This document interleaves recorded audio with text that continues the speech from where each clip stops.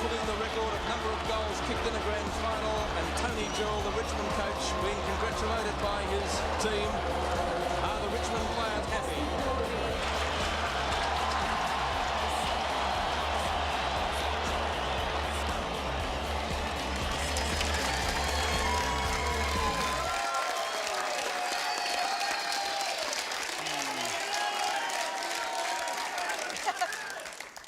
A horror day for some, but a great day for the Richmond Football Club. In 1980, you would have thought, well, here they go. The Tigers are on the march for another dominant period. Who would have thought we'd be waiting till 2017 for the next big chance for the Tigers to go all the way? Three of the champions of that day in 1980 were Big Clokey, Disco and the Flea. Welcome the great men of David Cloak, Michael Roach and Dale Waitman.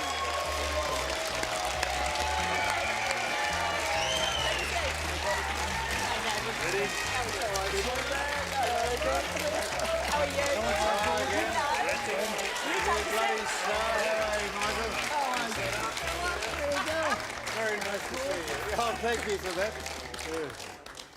Welcome aboard, boys. Thanks, Eddie. Dicky Nate. What's happened to you? You got a cushion for him. You got a cushion.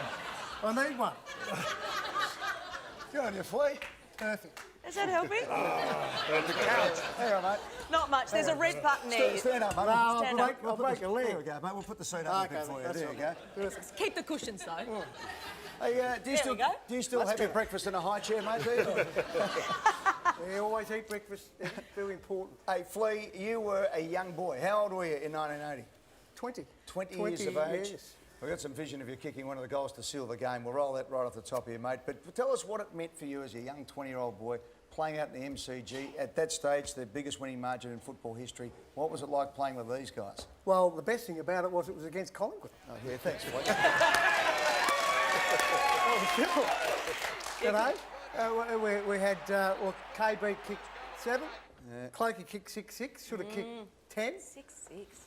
Roachy kicked a couple. Rainsy had 40 possessions. Yeah, and I kicked the first goal. Yeah, I was there. I don't so, have to no, but I'm do just it saying again. that was the beauty of the game. Other than that, it was only against Collingwood. So, Hey, Roachy, GR, Graham Richmond, who the younger people may not realise, a bloke by the name of Graham Richmond ran Richmond with an iron fist. And he did hate the Pies, didn't he? He used to rev you blokes right up. Oh, he certainly did. He'd make a speech on the Thursday night about the distance between Collingwood and Richmond and coming over that hill and all that sort of stuff, and he used to fire us up to beat Collingwood. Yeah. Oh, you did that day, but how about this? You mentioned Kevin Bartlett, who was magnificent kicking 7. At one stage, mate, you were running into an open goal. You were never going to kick this. We roll the tape here on Disco. Look at this. There's Disco's got it. Oh, Flea's on one side. No chance as Kevin Bartlett runs into the open goal. He never gave me one back, though, Eddie. He never gave me a hand. Look at that. Could have passed that to me. That was close. That was close for Kevin. He certainly didn't like wondering, did he? Here's another one. Look at this. Bang, I'll have a shot. 4 blokes hanging on. Have the whole side hanging on him. Still trying to have a Didn't shot. matter, kick 7 won the Norm Smith medal. Interesting, Kev's jumped on the bandwagon. He's a man that boycotted Richmond for the best part of his adult life when he got the arse as coach. He's only just drifted back now they're going to make the finals. Well, everyone's back on the Tiger Army, that's for sure. Hey, Roachy, can you tell us those great days down there at Richmond at that stage? Yeah, it was awesome. We were still lucky that we had Francis Burke and Kevin Bartlett and Merv Kane and guys like that had played in premierships, and us young fellas. Flea was 20, I was 21, Mark Lee was 20. We're all young, and we just had some really good, experienced guys that guided us through to lucky enough to win the premiership in 1980. Well, we'll come to Clake in a moment. One funny story about you, Flea, is that you were actually recruited at centre half forward. Now you stand 5'7", and you came down with the general from Mildura. Are you 5'7" or 5'5"? 5'7", no. Yeah, no, 5 what? What are you? 5'6" and a bit. If I had long stops on or not. Yeah. But mate, you came down as a centre half forward. Alan Schwab recruited you, did he? Swabby recruited me. I was playing centre half forward for the under-17s.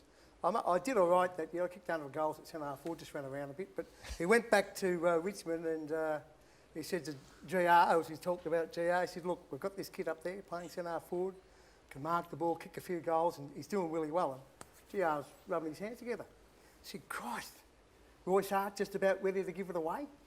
I've got another centre half forward. And Swabby said to him, look, he's 5'6" and weighs about 50 kilograms. But lucky enough, they still invited me down. So it was a good recruitment. And what a player you were.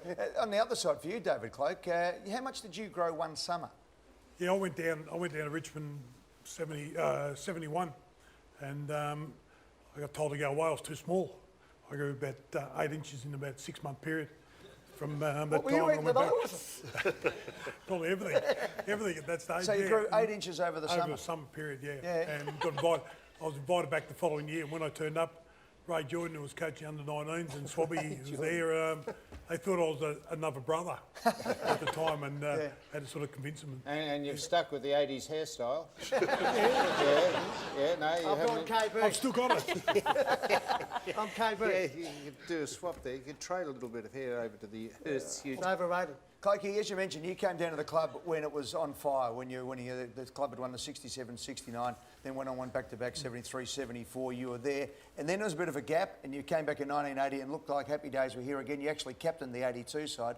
Can you believe it's this long since the Tigers have been serious contenders again? No, not really. It's a real long period of time when you work it out. 37 years, okay, and they're still not there yet at the moment. But it's a long time not to be there, and we thought we'd probably go on, and there was a number of reasons that didn't work out. And You left. Yeah, you left with the Collingwood. Exactly, got smart, yeah. But it just shows that a number of reasons could happen that doesn't happen. So you got to grab it while you can, and the supporters is what probably it's all about. For them to have the opportunity, the ones that've been there week after week, hoping to be there, and they're in sort of an opportunity to nearly get there. It's great for them. Yeah, well, Alex Rance, how do you feel sitting here amongst these premiership heroes? You're only a couple of games away from making it into the grand final and possibly winning. And gentlemen, you'd agree with me. I think, how do you feel about Richmond? Do you think they can go all the way? Well, they're a great chance. Yep. I work there, so I'm positive.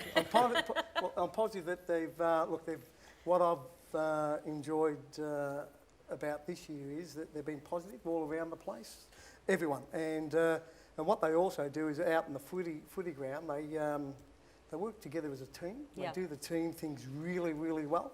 And the amount of pressure they showed last Friday night. And footy's all about time and space. They never gave Geelong time or space any time there was a contest. Well said. And that's what I mean. So, and that's what. And then Yeah, they followed time it and up, space. and when they got out and did it in the last quarter, they warmed down. Alex, see, if you win a grand final like these old blokes, you can sit here and still earn a crust all these years on, still talking about it. Fleece Stillmore Now, milk in the club. more importantly, well, what about the All-Australian captain? He's a star, isn't he, or not? He's an absolute star. No, thank you. Lovely looking boy. I have a question for you guys. What did you, especially in that 1980 year, what did you think was your X factor as a club? Richmond, what did you think it was? I think the biggest thing was that all players and the coaching staff and the people around it were all one group. We're all together.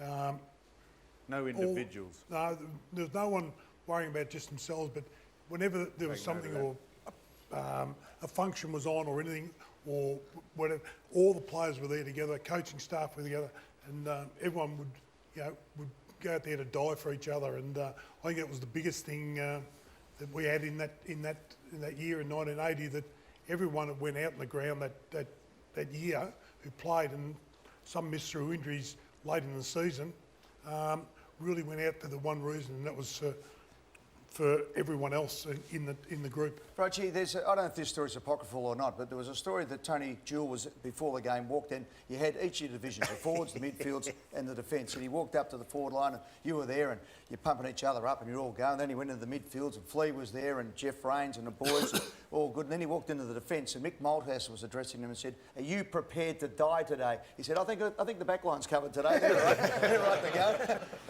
Yeah, Tony didn't have to say a heck of a lot. On the Thursday night, we had Bruce Tempany, who unfortunately broke his ankle and couldn't play. So he spoke to the group to say how disappointed he was, but wished us all the best. And Tony Jewell came in to say, you know, to fire us up, and he said about 3 words and walked out. And he said, "You guys are right," you know. So he didn't have to say much. And Flea, can you tell this bloke here, what is it like to win a premiership with the Tigers, and how big is the summer after that?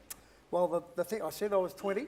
I turned 21 the weekend after. Oh, perfect timing. Mildura, I invited everyone there. I didn't think they'd all turn up. There's 500 turn up. Broke the old man. He's still paying for it now. He's 86. But that's what it's about. Look, and the thing about, as we talked, it was about the Tiger fans, because they're magnificent. You don't have to watch their own. I think that was when I first arrived at the football club, that was almost the greatest blessing and the greatest curse as a young player coming in, because we had all these superstars in this really successful era. What are you doing behind me? I don't trust you back there. Can you get up? I'm getting out of these boys' way so they can see the action. So the blessing and the curse, that it was such a big club, and we had all these amazing Hall of Famers that we would look up to, and that sort of pressure potentially got to us. And now we've built our own culture and built our own world, really, in Richmond, and we're really proud of the culture that we've built. So it's ours to take, and yeah, we're looking forward to it. Well, Rancy, it's the feel-good story of this year, It is. but having lived through the 70s and the 80s, don't worry, you'll get to hate Richmond again later. Jeez, I tell you what. Hey, guys, thanks very much for joining us. Such a Flea, treat. you're one of the Thank great players of all time. Cloakey, you've been an absolute legend. And Disco, good on you, mate.